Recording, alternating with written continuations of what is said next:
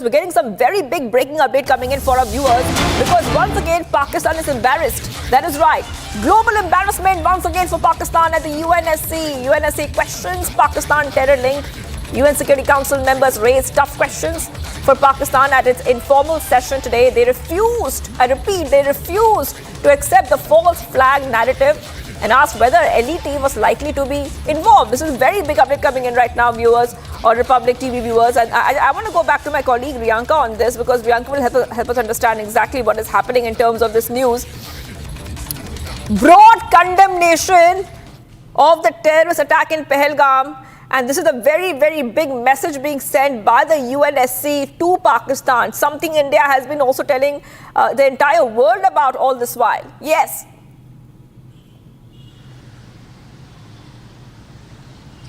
Well, Shivangi, we have seen after the Pahalgam terror attack that there was a global embarrassment for Pakistan because there were several leaders who had come out in support of India and condemned the dastardly attack that had taken place in Pahalgam 22nd of April. And now it is even more embarrassment for Pakistan after the UNSC had in its informal session questioned Pakistan over its link with the LAT.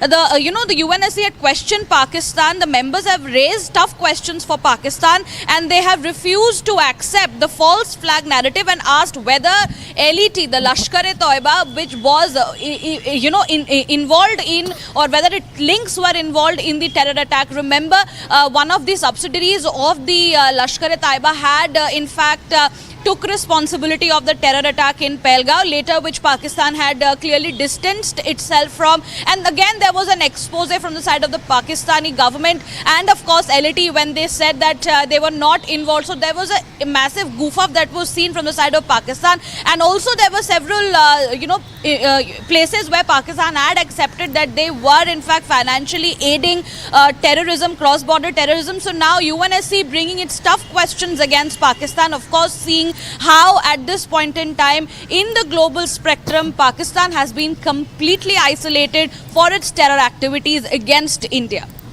That is right. This is a very big update coming in right now, viewers, and Riyanka is getting us those top updates. So let me just highlight for our viewers what has happened. UNSC has raised tough questions for Pakistan at the informal session on tensions between New Delhi and Islamabad. And this is a very, very big update. I want to go straight across to my colleague who's joining us right now, Abhishek Kapoor, a senior executive editor.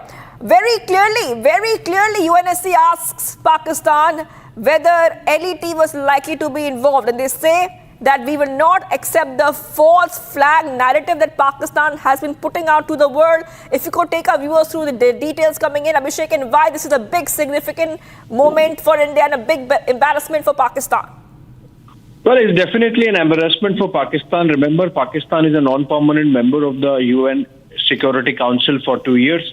And taking advantage of that membership, it called for this meeting.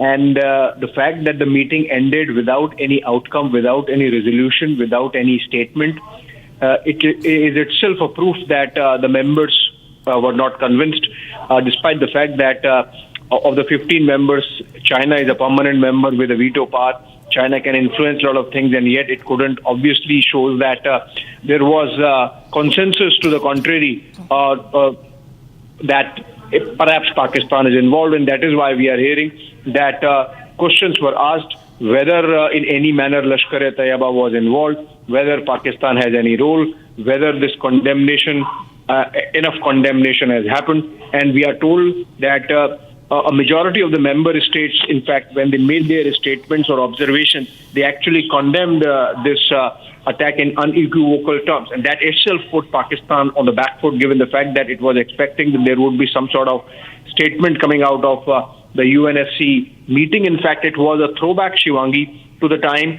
in 2019 when, in the aftermath of the abrogation of Article 370, Pakistan had similarly sought a meeting of the UNSC, which ended up being an informal consultation and without any statement. So this is clearly a statement of sorts on India's. This is clearly a statement of sorts on India's position and standing in that organization, in that grouping, and in essentially in the Committee of Nations, that they see India's point of view, even if the meeting is orchestrated by Pakistan. So many members, we are told, in fact, expressed concern that Pakistan continues to carry out a missile tests. And at least in one case, it was a nuclear-capable missile test. There is nuclear rhetoric coming in from Pakistan leadership, including their diplomats, which is not in keeping with the spirit of the United Nations. So I think this is, again, another damp squib insofar as Pakistan's diplomatic mobilization is concerned. And it must have got a clear message that this time around, at least, it's going to stand alone in case of any misadventure whenever India's military response comes. That is right. And I want to put our viewers and make them understand what this is, because this is a very big update. Because Abhishek, remember that the NIA's preliminary report has said exactly what the UNSC is saying right now, naming LET as the main planner of the attack, executed with the assistance of ISI operatives, possibly Pakistan military officials. So this is confirming India's preliminary probe into the Pahalgam attack, Abhishek. This is a huge update coming in right now. Well, yes. So, in fact, after the first few hours, and remember, while our techant gets into the process of collecting information immediately and leads come in, the meticulous process of collecting evidence on the ground takes its own time. So that is the reason why officially India has not made a statement that Pakistan and Lashkar-e-Taiba carried out this attack. But there is already enough information available by way of leads, by way of technical intelligence, by way of other data gathering. And while everything would be part of the documents, the links are clear. They lead to Pakistan, they lead to Lashkar-e-Taiba, they lead to ISI, they lead to Pakistani army also. Because remember, Hashim Musa, one of the terrorists involved in Pahalgam terror attack, is a former Pakistan SSG commando who was loaned to the Lashkar-e-Taiba and then became active in Kashmir and carried out this attack and some other attacks before Pahalgam. So the linkages are absolutely clear, and that is why India is in prep mode. Remember, today is 6th of May. Tomorrow is a national drill which has been ordered by the Ministry of Home Affairs to prepare people, citizens, and the rest of the civil society in war mode. Remember, this is a generation which has not seen war since 1971. Kargil was effectively a war, localized war. In the mountains, only the army participated, but when a broader war happens and the nation gets involved, it goes beyond the borders and comes beyond borders into the rest of the territory. And that is why the Ministry of Home Affairs has ordered this a national mock drill in blocks and districts which are likely to be affected.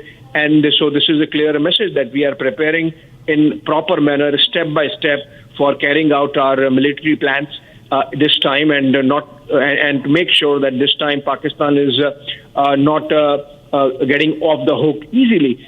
In this scenario, for this kind of information, really it's for the world to see. And we have seen, Shivangi, all statements of condemnation. Like, for example, President Putin yesterday, when he spoke to Prime Minister, he did not ask for restraint. He said justice has to be delivered. Same statements have come in from others. The United Nations, of course, is more deliberative, more contemplative, and perhaps not very effective. And everyone knows the effectiveness of United Nations. We have seen in the case of Israel, Gaza. We have seen in the case of Russia, Ukraine. Less said, the better. We are preparing for our military response, and whatever the consequences, everyone